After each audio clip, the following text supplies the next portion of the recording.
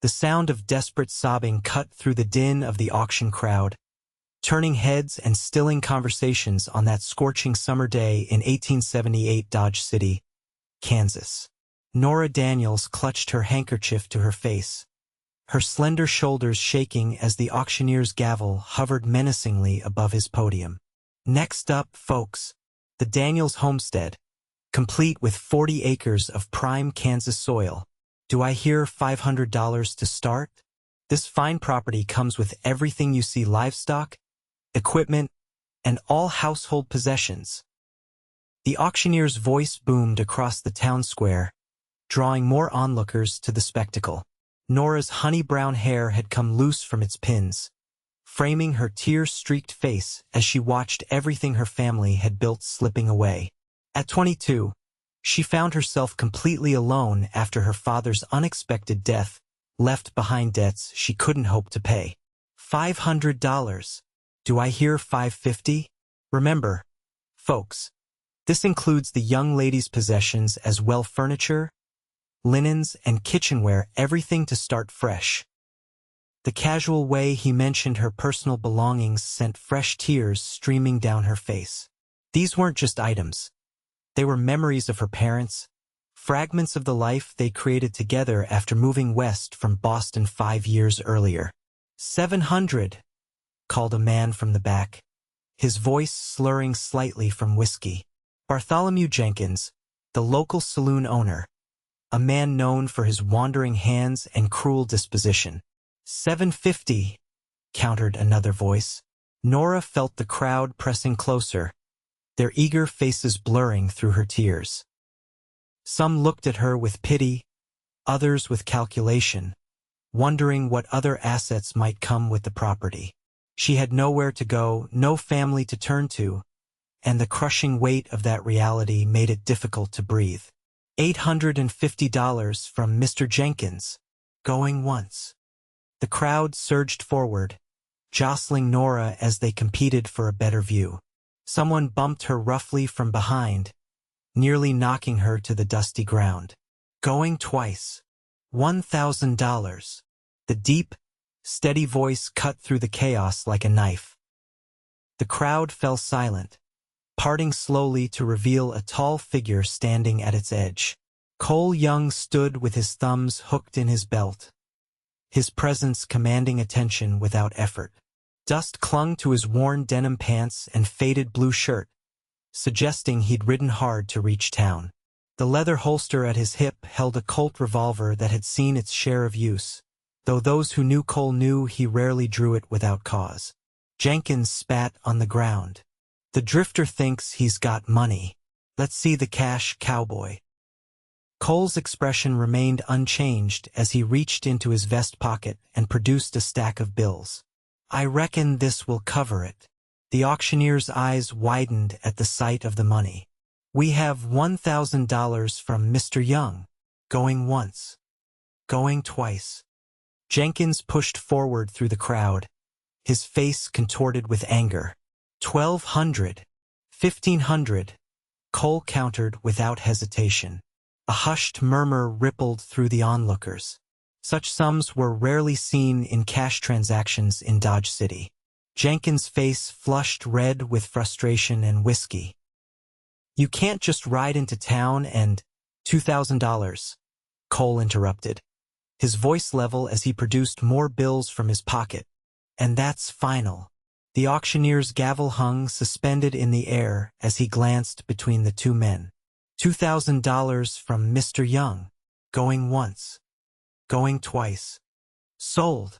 Jenkins cursed loudly, pushing his way through the crowd toward Nora. This ain't over, he snarled. You still owe me for your pa's gambling debts, girl. The crowd pressed closer, some curious, others seeking entertainment in the confrontation. Nora found herself backed against the auction platform, Jenkins' alcohol-soaked breath hot on her face as he leaned in. Maybe we can work out another arrangement, he suggested, his meaning unmistakable. Before Nora could respond, Cole appeared beside her. With one fluid motion, he positioned himself between her and Jenkins. Stay behind me, he said quietly to Nora. Then, louder so everyone could hear, "We're leaving." Jenkins reached for the pistol at his hip, but Cole's hand moved faster, resting on the handle of his own gun without drawing it. "I wouldn't," he advised calmly. The tension stretched between them like a taut wire until Sheriff Wilson pushed through the crowd. "That's enough excitement for one day. Jenkins, back to your saloon. Young, I trust you'll settle your business at the bank promptly." Cole nodded once, then turned to Nora. "Miss Daniels, if you'd accompany me to finalize the paperwork." Still trembling, Nora followed him away from the crowd, acutely aware of the whispers and stares trailing them across the town square. "Why?" she asked when they were out of earshot. "Why would you pay such a sum for our farm?" Cole's eyes, the deep blue of a twilight sky, met hers briefly. "Your father was a good man who helped me once when no one else would. I'm simply returning the favor." At the bank, Nora watched in stunned silence as Cole completed the transaction, officially purchasing her family's property. When they emerged into the afternoon sunlight, she found her voice again. "Mr. Young, I don't know how to thank you, but I have nowhere to go. Could I perhaps stay on as a housekeeper until I find other arrangements?" The cowboy studied her for a long moment. "The property remains yours, Miss Daniels. I'm signing it back to you once we clear your father's debts." Nora's eyes widened in disbelief. "But the money, consider it a loan if your pride requires it." He handed her the deed with her name freshly inscribed. "I'll escort you home. Dodge City isn't safe for you right now." They collected her mare from the livery stable and Cole's stallion from the hitching post outside the bank. As they rode side by side out of town, Nora studied her companion's profile. Cole Young was a man of few words, his weathered face suggesting he was perhaps 30 years old. His reputation as a skilled horseman and occasional bounty hunter had preceded him in local gossip, though few knew much about his past. "You knew my father?" she asked as they followed the winding trail away from town. Cole nodded, his eyes scanning the horizon habitually. 3 years ago, I was tracking a gang that had robbed the stagecoach to Wichita. Got shot for my trouble. Your father found me half dead on his property, dug the bullet out, and nursed me back to health over 2 weeks. I was away visiting my mother's sister in St. Louis then," Nora realized. He never mentioned it. Charles Daniels wasn't one to boast about his good deeds. The mention of her father's name brought fresh tears to Nora's eyes. No, he wasn't. They continued in companionable silence as the Kansas landscape rolled by, golden prairie grasses swaying in the afternoon breeze. When the familiar outline of the Daniels farmhouse appeared on the horizon, Nora felt both relief and dread. The home that had once represented safety now stood as a monument to her loss. Cole dismounted first when they reached the farmhouse, offering his hand to help her down. The simple touch of his calloused palm against hers sent an unexpected warmth through her body. "Thank you," she murmured, suddenly shy. Will you stay for supper? It's the least I can offer." Cole hesitated, then nodded. "I should check the property boundaries anyway. Jenkins isn't the type to accept defeat gracefully." Inside, Nora busied herself preparing a simple meal from her dwindling supplies while Cole inspected the house and barn. The familiar routine of cooking brought her comfort, temporarily pushing aside the day's trauma. "Your south fence needs mending," Cole observed as he returned, removing his hat as he entered the kitchen. "And there's a loose board on the barn door that could cause trouble in the next storm." Nora set 2 plates of beans, cornbread, and preserved peaches on the table. "Add it to the list of tasks I don't know how to manage," she sighed, sinking into a chair. Cole joined her at the table, his large frame making the kitchen seem smaller somehow. "I could help with the repairs before I move on." I couldn't ask that of you after everything you've already done. You didn't ask. I offered. He took a bite of cornbread. This is good. Nora smiled for the first time that day. My mother's recipe. She believed cornbread could solve most problems. Smart woman. Cole's eyes crinkled slightly at the corners, hinting at a smile that didn't quite reach his lips. As they ate, Nora learned that Cole had been riding the Western Territories since he was 16, working cattle drives, hunting bounties, and occasionally serving as a guide for settlers. He spoke little of his family, mentioning only that they died in a cholera outbreak in Missouri when he was young. And now? She asked. Where are you headed next? Cole considered this as he finished his meal. I've been thinking about putting down roots, getting tired of sleeping under the stars every night. After supper, Nora showed Cole to the spare bedroom that had once belonged to her mother's parents when they visited from the east. As she handed him a clean towel and an extra blanket, their fingers brushed again, and the same strange electricity passed between them. Thank you for today, she said softly. Not just for the money, but for standing beside me when I felt so alone. Cole's expression softened. Get some rest, Miss Daniels.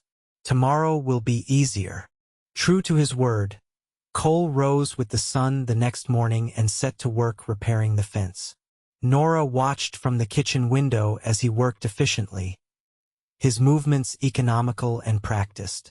There was something reassuring about his presence on the farm, as though the property itself responded to his capable hands. Over the next few days, they fell into an unexpected routine. Cole would work from dawn until dusk, repairing fences, patching the roof, and tending to the small herd of cattle that remained after her father's death. Nora cooked their meals, laundered his single change of clothes, and gradually restored order to the house that grief had left neglected. In the evenings, they would sit on the porch, watching the sunset paint the Kansas sky in spectacular hues of orange and purple. Their conversations grew longer, more personal. Nora shared stories of her childhood in Boston, her mother's death from influenza 2 years earlier, and her dreams of turning the farm into something that would have made her parents proud. I thought I'd have to sell everything and become a schoolteacher or a seamstress in town, she admitted one evening. I never imagined I could keep the farm. Cole leaned back in his chair, the wood creaking beneath his weight. You're stronger than you realize, Nora Daniels. It was the first time he'd used her given name, and the sound of it in his deep voice made her heart beat faster. On the 5th day, they were startled by the sound of approaching horses. Cole reached instinctively for his gun as 3 riders appeared on the horizon. Stay inside, he instructed Nora, positioning himself on the porch steps. As the riders drew closer, Nora recognized Jenkins among them, his face set in a determined scowl. The other 2 men were strangers, rough-looking characters who likely frequented Jenkins' saloon. Thought you'd have moved on by now, young, Jenkins called as they halted their horses in the yard. Cole remained impassive. What brings you out this way, Jenkins? Just checking on Miss Daniels. Jenkins' smile didn't reach his eyes. Making sure she's settling her father's debts properly. He owed me $800. Funny, the bank mentioned only $500 in outstanding loans, Cole replied evenly, all of which have been settled. Jenkins dismounted, his hand resting casually near his holster. Some debts don't show up in bank records. Nora stepped onto the porch despite Cole's warning. My father never gambled, Mr. Jenkins. Everyone in town knows that. Jenkins' face darkened. Calling me a liar, girl? She's stating facts, Cole interjected. Charles Daniels was many things, but a gambler wasn't one of them. You think you know everything about this place after a few days? Jenkins spat on the ground. This territory has rules, young. One being that outsiders should mind their own business. Cole descended the steps slowly, positioning himself between Jenkins and the porch where Nora stood. "I'm making this my business." The tension crackled between them like lightning before a storm. Jenkins' companions shifted nervously on their horses, sensing the danger in Cole's quiet stance. "This isn't over," Jenkins finally said, backing toward his horse. "You can't guard her forever." "Try me," Cole answered simply. As the three men rode away, Nora released the breath she'd been holding. "They'll be back, won't they?" Cole watched the retreating figures until they disappeared over the horizon. "Probably, but not today." That night, Nora couldn't sleep. The confrontation with Jenkins had shaken her more than she wanted to admit. After hours of tossing and turning, she made her way downstairs for a cup of tea. She found Cole sitting at the kitchen table, cleaning his revolver by the light of a single lamp. He looked up when she entered, his hands never pausing in their methodical work. "Couldn't sleep?" he asked. Nora shook her head, moving to the stove to heat water for tea. "I keep thinking about what happens when you leave." Cole reassembled his gun with practiced efficiency, sliding it back into its holster. "What if I didn't?" Nora nearly dropped the kettle. "What do you mean?" "Your farm needs a lot of work. The cattle need tending. You need protection from men like Jenkins." Cole's eyes met hers across the kitchen. "I could stay as a hired hand, if that's what you prefer." Nora felt her heart racing. "Is that what you want? To be a hired hand?" Cole stood slowly, crossing the kitchen until he stood before her. In the lamplight, his features seemed softer, more vulnerable than she'd seen them. "What I want," he said quietly, "is to stop running, to build something that lasts. And since I stepped into that auction, I haven't been able to imagine doing that anywhere but here." Nora felt tears welling in her eyes, but these were different from the desperate sobs of the auction. These were tears of something that felt dangerously like hope. "I barely know you," she whispered. "Then get to know me," he replied, his voice husky. "I'm not asking for promises, Nora. Just time." She nodded slowly, unable to trust her voice. Cole reached out cautiously, his fingertips gently brushing a tear from her cheek. The simple touch held more tenderness than Nora had experienced since her mother's death. "We should both get some rest," Cole said finally, stepping back. Morning comes early on a farm. The following weeks brought a transformation to the Daniels farm. Under Cole's direction, fields that had lain fallow during her father's illness were prepared for planting. The cattle were moved to better grazing areas, and the chicken coop was repaired to keep foxes at bay. Cole proved to be a man of unexpected knowledge, demonstrating skills in animal husbandry, carpentry, and even basic veterinary care when one of the calves fell ill. When Nora expressed surprise at his abilities, he shrugged modestly. "You pick things up when you move around as much as I have," he explained. "Never know what skill might keep you alive." Word spread through Dodge City that Cole Young had taken up residence at the Daniels farm. Some gossip was inevitable, but most neighbors understood the practical arrangement. A young woman couldn't manage such property alone, and Cole's reputation as a straight shooter preceded him. Sheriff Wilson rode out one afternoon, ostensibly to check on Nora's welfare but clearly curious about the arrangement. "Jenkins has been making noise in town," he warned them as they sat on the porch. "Claims you stole property that should have been his by rights." Cole's expression remained neutral. "The auction was legal. The bank is satisfied. Unless Jenkins wants to take it up with a judge in Wichita, there's nothing more to discuss." The sheriff nodded thoughtfully. "Just watch yourselves. Jenkins has friends in low places." After he left, Nora turned to Cole with concern. "Perhaps we should sell after all. Start fresh somewhere else." Cole's jaw tightened. "Running only encourages men like Jenkins." "This is your home, Nora. We'll defend it properly."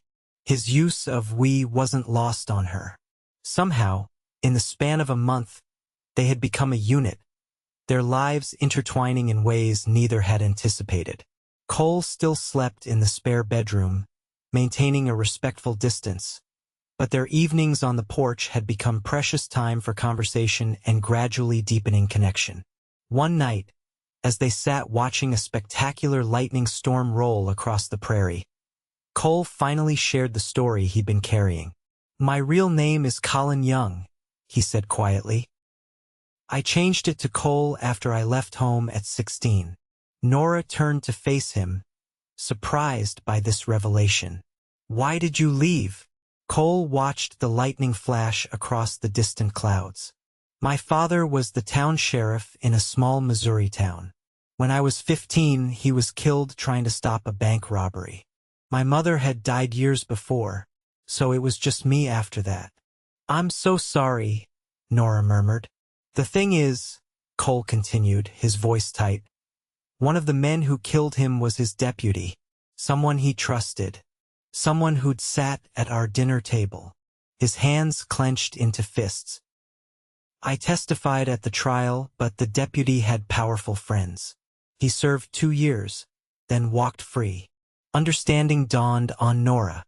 "So you became a bounty hunter?" Cole nodded. "I tracked him for 3 years before I found him in a saloon in Arizona territory. I had my gun trained on him, finger on the trigger." "Did you?" Nora couldn't finish the question. "No."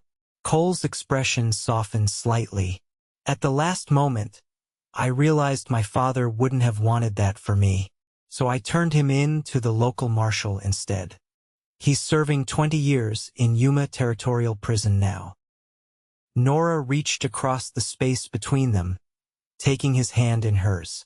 "That took more courage than pulling the trigger." Cole's fingers curled around hers.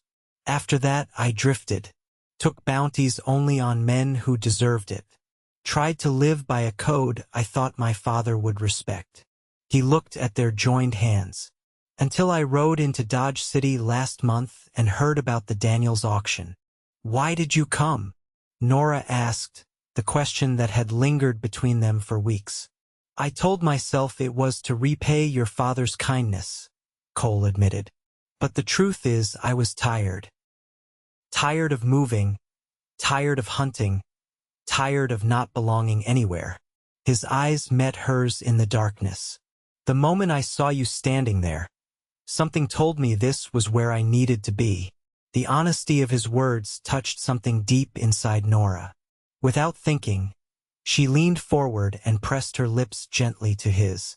The kiss was brief, tentative, but it changed everything between them. Cole pulled back slightly, his eyes searching hers. "Nora, I'm not the kind of man most parents would choose for their daughter.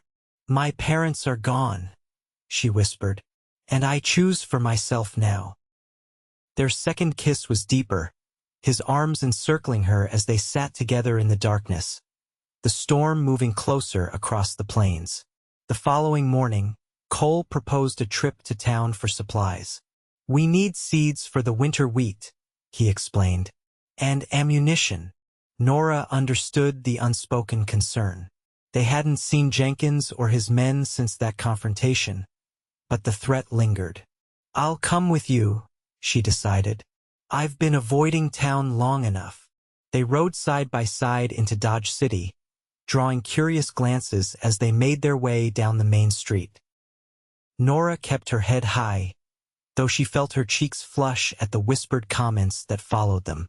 At the general store, Mr. Peterson greeted them warmly. "Miss Daniels, good to see you in town again. And Mr. Young, I hear you're making quite the improvements out at the Daniels place." As Cole collected their supplies, Nora browsed the fabric section, considering a new dress for Sunday services. She was examining a bolt of blue calico when the bell above the door jangled, announcing new customers. Jenkins entered with 4 men at his back, their expressions hardening when they spotted Cole at the counter. Nora froze, the fabric forgotten in her hands. "Well, look who's here," Jenkins drawled. The drifter and his woman. Cole turned slowly. His posture relaxed despite the tension evident in his eyes. Jenkins, picking up supplies for your establishment. Just stopped in for some tobacco. Jenkins smiled unpleasantly. Interesting to see Miss Daniels in town. Folks were beginning to wonder if you were keeping her prisoner out there. Nora stepped forward, finding her voice. Mr. Young has been helping restore my father's farm. I'm fortunate to have his assistance.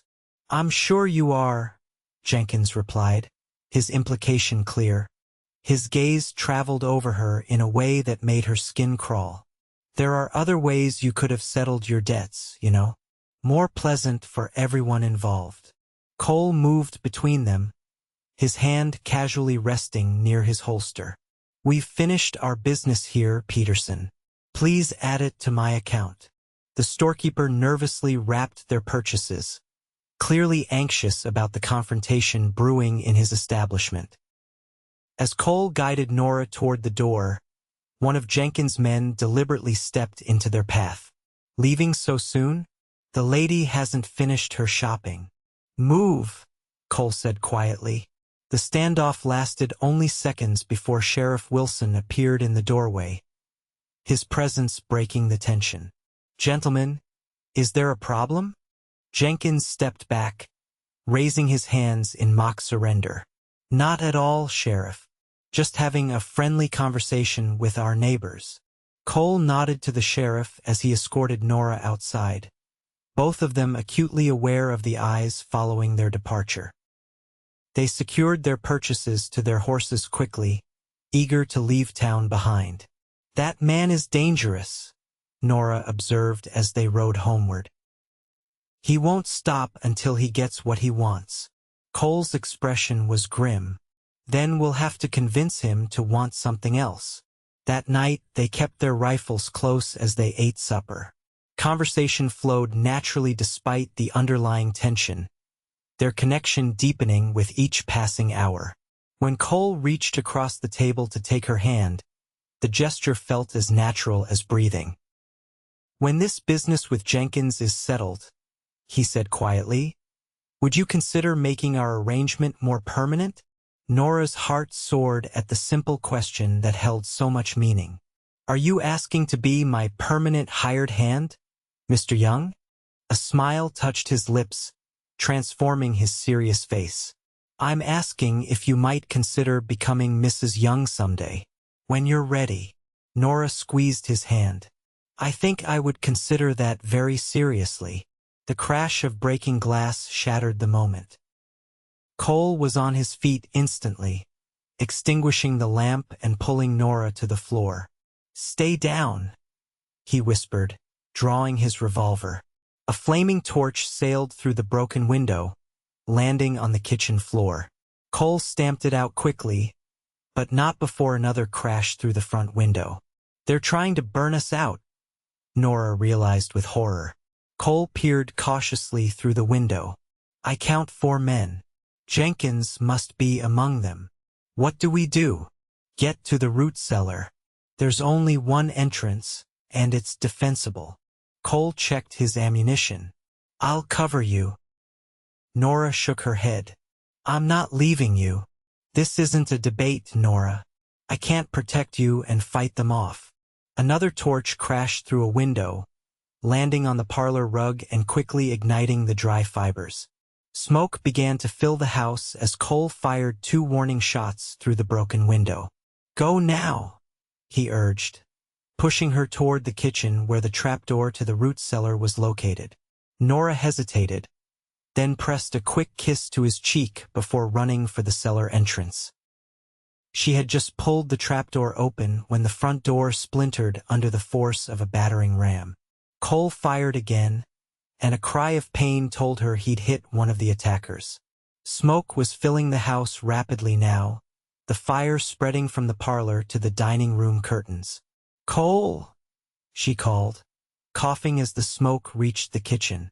Get down there, he shouted back, appearing in the kitchen doorway, his gun trained on the main house entrance. Now, Nora. She descended the ladder into the cool darkness of the root cellar just as gunshots exploded above her. The sound of splintering wood and men's shouts filled the air, along with the ominous crackling of spreading flames. Minutes stretched like hours as Nora crouched in the darkness, jumping at every sound from above.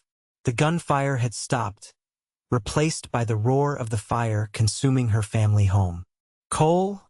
she called desperately. "Cole!" The trapdoor suddenly opened, flooding the cellar with orange light and smoke. Cole's silhouette appeared, coughing violently. "We have to go," he managed, extending his hand down to her. "The house is lost." Nora climbed quickly up the ladder, gasping as the heat and smoke hit her lungs. The kitchen was barely recognizable, flames licking up the walls and across the ceiling. "Jenkins?" she asked as Cole pulled her toward the back door. "Shot in the shoulder." His men dragged him off.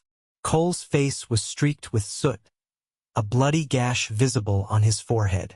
"The sheriff will be here soon. Someone in town will have seen the fire." They burst through the back door into the cool night air, gulping in deep breaths as they staggered away from the burning building. From a safe distance, they turned to watch as the house that had sheltered generations of the Daniels family was consumed by flames. Tears streaked through the soot on Nora's face. "Everything's gone." Cole wrapped his arm around her shoulders. "Not everything. The barn is still standing.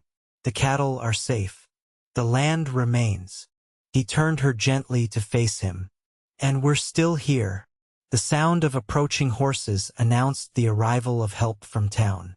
Sheriff Wilson led a group of men carrying buckets, though it was clear the house was beyond saving. Their efforts focused on preventing the fire from spreading to the barn and outbuildings. As dawn broke over the smoldering ruins, the sheriff approached them where they sat on an overturned wagon, blankets around their shoulders. "Jenkins is under arrest," he informed them. "One of his men confessed everything in exchange for leniency. Seems Jenkins has been running a protection racket against several local farmers, using their debts as leverage." Nora nodded tiredly. "What happens now?" "You'll both need to testify when the circuit judge comes through next month." The sheriff surveyed the devastation. "I'm sorry about your home, Miss Daniels." "Thank you, Sheriff," she replied, leaning against Cole's shoulder. After the sheriff and the townspeople departed, promising to return with supplies, Cole and Nora stood alone before the ruins. "We could rebuild," Cole suggested, his arms steady around her waist. "Make it better than before." Nora looked up at him, seeing the future in his steady blue eyes.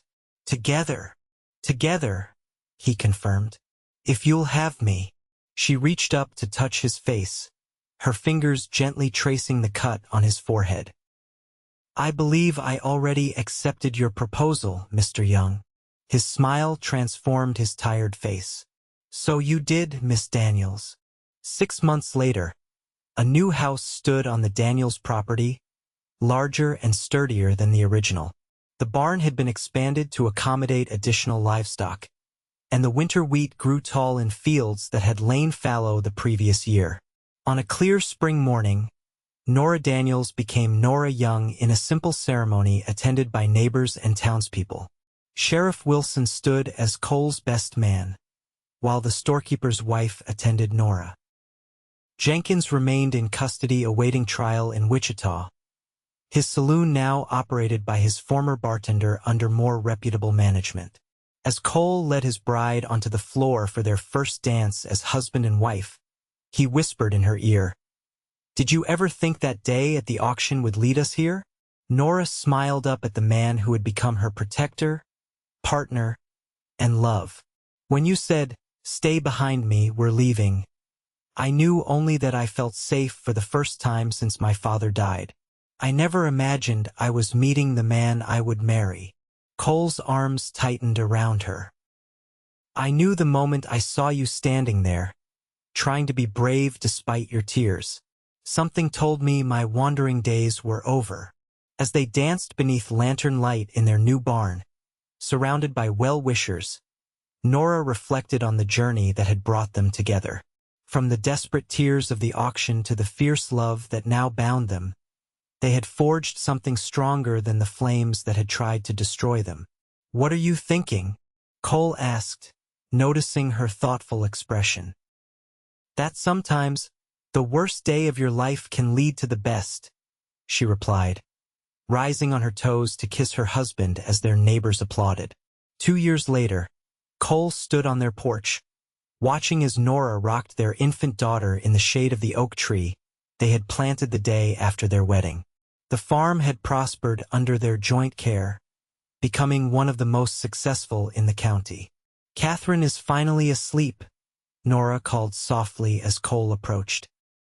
He sat beside them on the bench, his arm automatically encircling his wife's shoulders as he gazed down at their daughter's peaceful face. "She has your stubbornness," he observed with a smile. "And your eyes?" Nora replied, leaning into his embrace. Cole Young, once a drifter with no place to call his own, now surveyed the land that had become his home. The wheat fields swayed in the afternoon breeze, cattle grazed on distant hills, and beside him sat the woman whose tears had stopped his wandering heart. "I never thought I'd find this," he admitted, his voice thick with emotion. "A home, family, a purpose beyond the next horizon." Nora shifted Catherine to one arm so she could take her husband's hand. "And I never thought I'd find a love strong enough to rebuild from ashes." As the sun began its descent toward the western horizon, they sat together in contented silence, the peaceful tableau of a family built from an unexpected beginning. An auction, a crying woman, and a cowboy brave enough to say, "We're leaving."